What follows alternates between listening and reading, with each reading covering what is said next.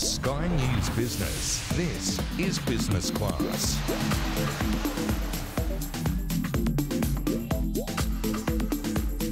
Hi, I'm James Wilkinson and welcome to Business Class. Today's show is coming to you from Lanai in the beautiful Hawaiian Islands.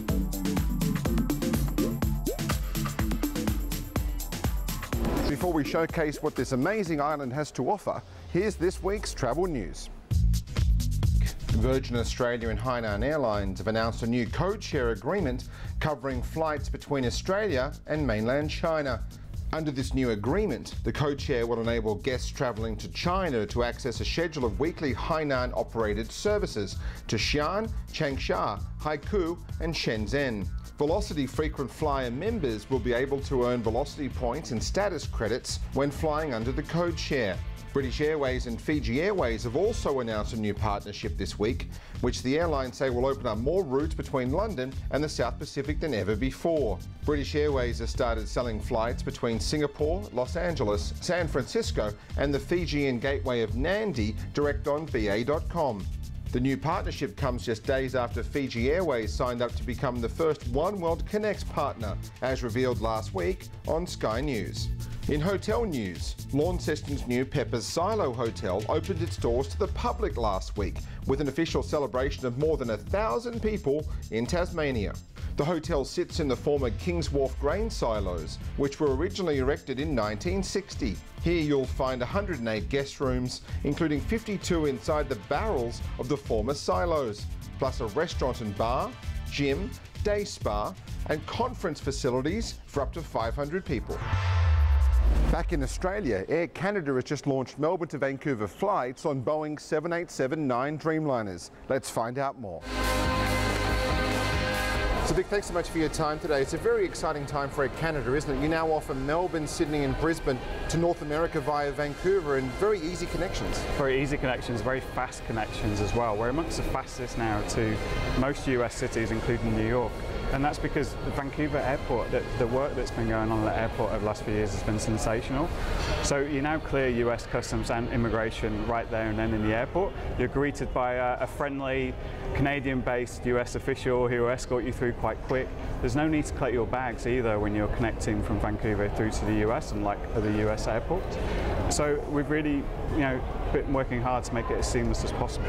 That's a nice change for business travellers, not having to go through some of the US airports, waiting up to a couple of hours for transfers. You can do a connection in an hour and a half through Vancouver, which is almost unheard of. Absolutely, and that's what we wanted to do. We wanted to create Vancouver as an alternative Pacific hub, really, for those customers, a different gateway into North America, give them another option. Yeah, and like you say, for those people that maybe want to change or want an alternative to a US airport, and we've been working hard to really make it not only a great hub, but the hub of choice as well through to the US. It's never been easier to get to New York, to Chicago, to Boston, has it? Yeah, and it's very, very quick as well. We're amongst the fastest from most Australian cities all the way to New York, and it's because of these facilities. So it's a great time to be at Air Canada and fly in Air Canada as well. And an exciting time, you've got Signature Service you just debuted. Tell us about what Signature Service is.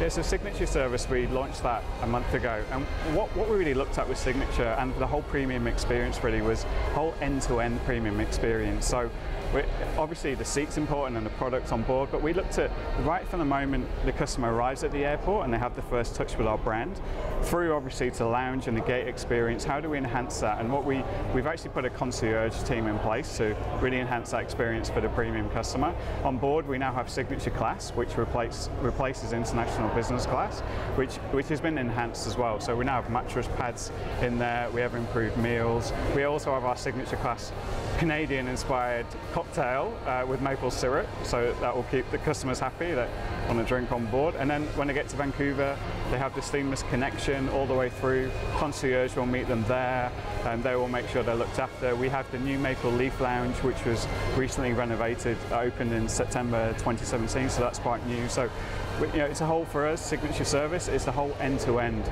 premium experience that the customer will receive. Now it's time for this week's Foodie Files with Nesia Wilden. Thanks, James. Well, first I want to talk about truffles, because not since the Hermes Birkin handbag has a super luxury product inspired such a frenzied following. You might think that a price tag of $2,500 a kilo would deter most of us from wanting to eat these funky underground tubers. But no, quite the opposite in fact. This month marks the start of the official truffle season in Australia and the launch of 2 festivals in prime truffle producing states, Victoria and Western Australia. So first to Truffle Melbourne, which drew over 50,000 visitors last year and this year is putting on more than 60 events over the next 3 months, including a truffle pop-up in Collins Street. It stocks not just truffle food products, but truffle cosmetics as well. Apparently Oprah Winfrey swears by the rejuvenating qualities of truffled skincare. So to find out what all the fuss is about, last weekend I went on a truffle hunt on a farm in Gippsland, along with a couple of 4-legged friends who between them sniffed out a total of 13 black truffles with a retail value of just under $1,000, which just goes to show that money really does grow under trees. Now, if you'd like to go on a hunt yourself, there's around 40 of them up for grabs around Victoria over the next few months.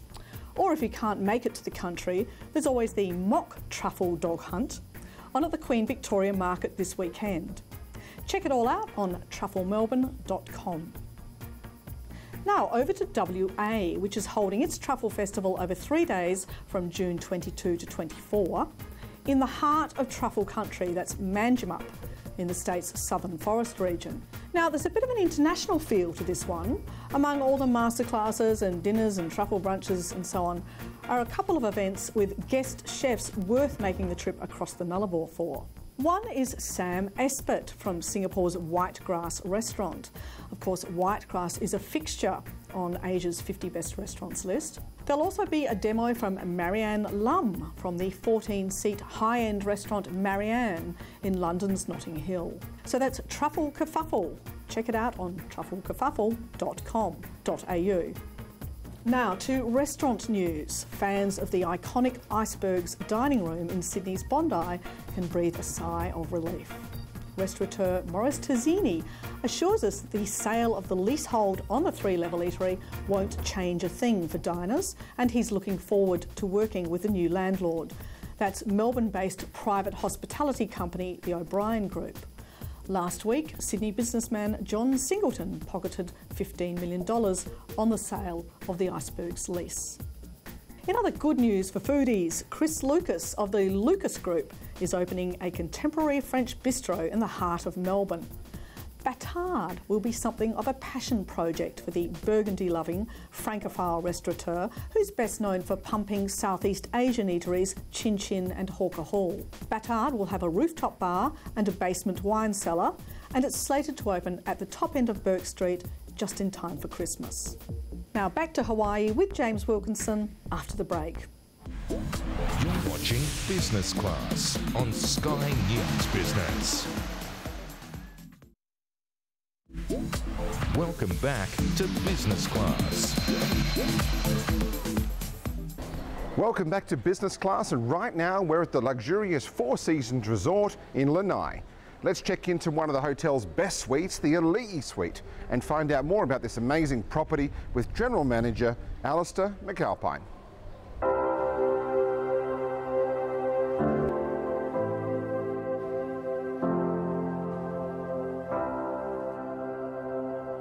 Well, thank you so much for your time today. We're here in one of your most beautiful suites, the Four Seasons in Lanai, aren't we?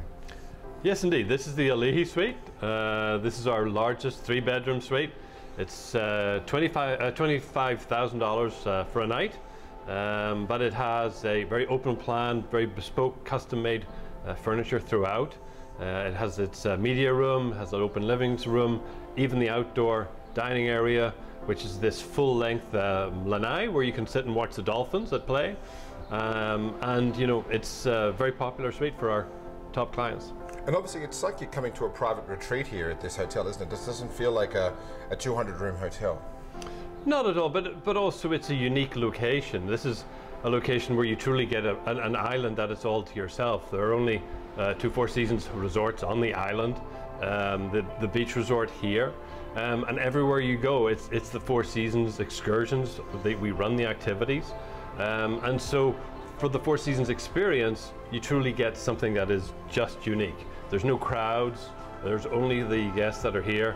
We have a wonderful town with 3,000 people where they truly have the aloha spirit. And you know, it's often described as Hawaii as it used to be and ought to be, because it's just so unique. It does feel like you're in a different part of the world, doesn't it? It's an incredible experience to come here, and you're in Hawaii, but you're actually in a very remote part of Hawaii. Sure, very similar, very close to Maui, connected with the ferry, and also only 25 minutes. We have now with Lanai Air, we have a private jet service that brings you across, which makes things a very exclusive experience. But where often you go to other islands, you go to museums, you go to, you know, here the island is the museum. You know, you can go to the summer retreat from the Kings of Hawaii down in Honolulu. Everywhere you go, there's a heritage site to see. And the vegetation changes dramatically across this island too, doesn't it?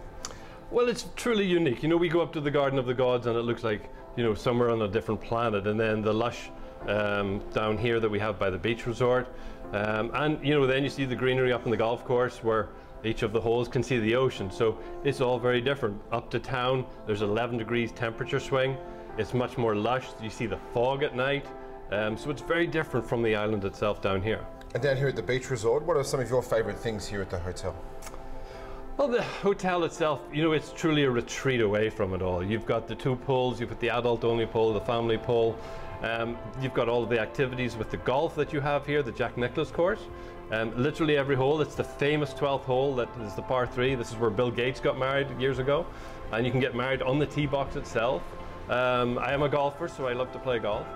But all of the activities that you can do on the island, you've got archery, you've got international standard tennis courts, you've got shooting with sporting clays, with 14 stations, which is great fun, off-roading. So a lot of activities for you to keep you busy. And you can take a Jeep out and go driving around for the day and really get to explore a very uninhibited part of Hawaii, which is quite a nice experience here in Hawaii, isn't it? Well, truly, you know, you look at a 140 square mile island and we only have about 30 miles of roads. And so the best of the island is when you get off-road, the 4x4 Jeeps that we offer. And you can get down to the likes of the Garden of the Gods, the Polihua Beach, which is a 3-mile beach, just completely empty. It's really beautiful. Go down to the back of the island, you've got Shipwreck Beach. So it's an island where you can just sit and explore. And obviously one of the best whale watching experiences, I think, anywhere on the planet, isn't it? Just even from this suite itself, you know, we're just earlier today looking at the dolphins, and then come December through March, you see the whales coming through, and there's nothing quite like it. No matter how many whales you see, they are still a wonderful thing to watch. And why is this so special for you? You were the opening general manager here some years ago. You've come back after an incredible refurbishment with the new owners. And why is this part of Hawaii so special for you? Well, indeed, I spent 3 years here at the opening for Four Seasons, and my daughter was born here, so it obviously makes it even more special. But when I'm coming back to what the post-renovation after Mr. Ellison bought the island, it's a completely different resort, and the standards of excellence that this resort achieves is truly inspiring. And for me personally to come here, the team is the most wonderful spirit here, and it's really honestly just great to be back. And you look at a hotel renovation, this is unlike almost anything seen in the United States in terms of the level of attention and detail that was put into it, wasn't there? Absolutely. You know, the capital investment that was done here, but it's not just about the money, it's the taste and the aesthetics that it's done. You know, it's truly the highest of standards, and you know, we have wonderful Hawaiian designs within our rooms, and yet the latest of technology with the biggest of televisions and the iPads that we have in the room. It all links to just so you have the technology, but you also have the Hawaiian look that it makes it and feels very local. And obviously great dining here as well. Well, we are the only Four Seasons with a Nobu restaurant, so yes, and we have Malibu Farm from the Malibu Pier in California, which is farm-to-table restaurant. We have another steak and seafood restaurant with 140. And then obviously Views and the sports bar. So a lot of dining, a lot of options, so yes, you won't go hungry. The Four Seasons Resort here in Lanai offers some top cuisine, including an outpost of the popular Nobu restaurant. Let's now go inside the kitchen and catch up with Chef Hung Nguyen. So Chef, thank you for your time today. We're here at Nobu in Lanai, and probably the furthest outpost of a Nobu restaurant in the world. Yes, for me, yes. And well, we would like to provide our guests interesting experience for fine dining experience. So it's like private dining. So we have like a search on the star, or here, Teppanyaki fine dining at Nobu at Lanai. We are the first try the teppanyaki as you see tonight, like omakase and different pork we have, and it a lot of flavor. And if you want to check out our location, we have so many flavor over here. We have 140. If you want to have lunch, 140 is one as a signature dish is a steak. It's an American steak and fish. Also, we have so many fishermen here bring fresh fish for us. We have local snapper, uku, Thai, apoka, and so on. And we try to get the fresh ingredient. That's what I love about Nobu. Nobu bring a lot fresh ingredient on the table. And here where we are, it's obviously, we're right on the ocean, obviously, so fresh seafood is just in abundance here in Hawaii, isn't it? Yes, that's why it's for us, it's very important to pick fresh food. Like I say, we have so many fishermen bring to us the fish, and we choose what fish is perfect sushi for the dining. So yeah, it's abundance here. And here it's about when you do teppanyaki here, it's not just about a show, it's about a lot of flavor, isn't it? It is more flavor. Nobu care about flavor. It's more flavor. Of course, the show is, if I have a kids come to my table, and you know the kids, they want to have entertainment, and, have fun with them. Yes, I do it for the kids. But overall, we do it fine dining, like a private chef come to your house and cook a perfect dish for you and show you the way how to use the perfect ingredient to make a flavor. And the teppanyaki, very famous for, is a stainless steel. So it's a three-quarter thick, and the stainless steel, the heat bring the flavor. So the heat enhance the flavor. So yeah, we play about the temperature too. And what are your favorite dishes on the menu here, Chef? For here, it's a very good question. It's venison, it's acidea. The acidea is since in 1820s. It was introduced to Hawaiian. It was a gift for the king, Kamehameha. So after the 1950s, the venison abundance. Like we have over like 5,000 deer here, and we only have 3,000 people live here. So they don't have a predator. They don't have lion, tiger, only human. So obviously there is a lot of fresh produce on Lanai, isn't there, as an island as well? Yes, we have like Malibu Farm. Malibu Farm is a very famous restaurant they call LA Malibu Beers. We bring a fresh ingredient, or we plant a plantation from a local, from here or Big Island. And we have like a hot pump. It's amazing. Hot pump is from a palm tree, and then on the center they call the hot pump. That's very flavor. I cook for my teppanyaki grill too. Yes, I use that one too. Yeah. The resort also offers some unique cultural experiences, including lei making. Let's find out more from Keulani Escarat. Keulani, thanks for having us here today, and right behind us we've got some lei making classes, including the beautiful crown you have on your head. Tell us about some of the offerings you have for guests here in the hotel. Yes, so daily we have our Ho'okipa program. It's a cultural craft that we have our community tie into the guests, so we like to share and talk story with our guests. Behind us we have Uncle Bully, who is our master weaver. He creates weaving out of coconut leaves. He can create an item just by looking at the picture. I host the lei making class that's daily, and we've created this lei po'o, as well as some of the hair pieces you may see in the agents up at the top.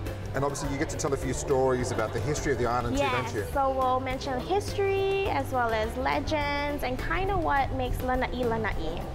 It's a very unique, special island here in Hawaii, isn't it? It's not the most populous island in the state. No, yeah. It's really, really quaint, it's really, really quiet, it's really, really small, but that's the thing that makes Lanai special is our community. It's strong, it's small, it's loving, and it's unique. And that's what we're trying to do, is just get the connection and share the culture, because our culture is beautiful, and the more we learn, the more we share, and the culture is perpetuated that way. And you get a lot of guests that come here that want to know about the islands and some of the things you can do. Absolutely. So we'll start off with making the leis, and then we'll gradually talk. Sometimes we have leis that have a story. The native flower has a story, and we'll go into talking about legends from there. And many times that it leaves a footprint, and they come back and they'll look, where's Uncle Bully? And we miss Uncle Bully, we learned this and we showed a lot of this. So it's very, very awesome. And what are some of the favorite flowers that people want to work with when you come here? So a lot of the flowers that people want to work with are like the loose orchids, or the ones that have smell, that have scent. The ones that's really popular is our plumeria, which is our Puamelia.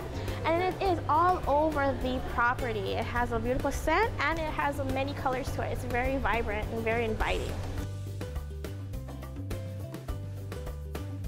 Now it's time to take a heli ride with the team from Blue Hawaiian. A very exciting experience we're about to go on, which you do every single day of the week. Yes, I live my dream here.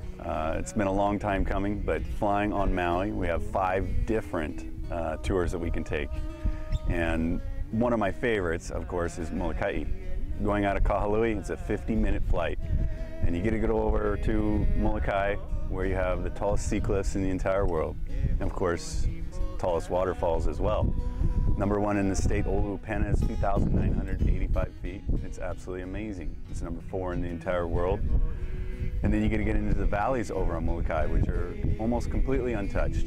One of the front doors of Wailau has a couple of cabins in it that have been homesteaded over there. And then behind those cabins, it's serenity. It's perfect. And of course, going to the east side of Maui, Haleakala itself, 10,023 feet up top. It's amazing. You get to see the volcano up there, a dormant volcano, if you will. And then you descend off of Haleakala to the Kipahulu area, where you see tons of waterfalls. Of course, it comes and goes with the wet season, but with the trade winds here, it provides a lot of water on the windward side of the islands for good water. And during the year, from November through to April, it's whale season, and I think the best whale watching on the planet, if I'm not mistaken. I would say yes, the Maui Nui area, so Ka'olave, Lanai, Molokai, and Maui. You have a very shallow shelf in between the islands under the water there, and it's their favorite place to come in the entire Pacific. They come down here during the winter time, but the best time to see them, I would say, is definitely January, February. And you see all the behavior. You see numerous whales. Normally on a 50-minute flight over to Molokai, we could see anywhere from 50 to over 100 whales. It's just truly amazing. And it's also nice to go down the bottom of Maui as well, round to Hana, and on the way down that coastline. It's pretty epic, isn't it? Yeah, so the Hana Highway from Kahului all the way to the town of Hana on the very northeast corner of Maui is an amazing experience. And seeing it from the air, remember there's 616 turns on that roadway, 62 one-lane bridges. So seeing it from the air, completely unobstructed from traffic, and just seeing everything from the top down, yeah, it's a dream. And you guys must get a lot of requests right now to go and see a certain volcano that's erupting on another island. Yes, we're very busy on out of Waikoloa Base on the Big Island, which is on the southwest side, and then of course Hilo on the north side. And so with the active Kilauea over there, numerous people are getting on the flights right now. So it's absolutely amazing. So Hawaii's a bit of a hotspot right now in terms of for what you guys do, offering helicopter rides across some of the most amazing islands in the South Pacific. Absolutely, and you know, for us here on Maui, every once in a while we'll get a charter that heads over to Hilo, and then you can go up and see Kilauea. So you can depart right from Kahului and do it if you do a charter. And one thing that you guys offer that not many people actually know is you can do transfers from some of these Four Seasons resorts to the other Four Seasons resorts as well. Absolutely. Here on Lanai, we can take you into Kahului, and we also have the Wailea golf courses that can drop you right down in Wailea, where you can be picked up and taken right to the Four Seasons Wailea Resort. Well, that's it from us in Lanai. Thanks for watching, and see you next time on Business Class.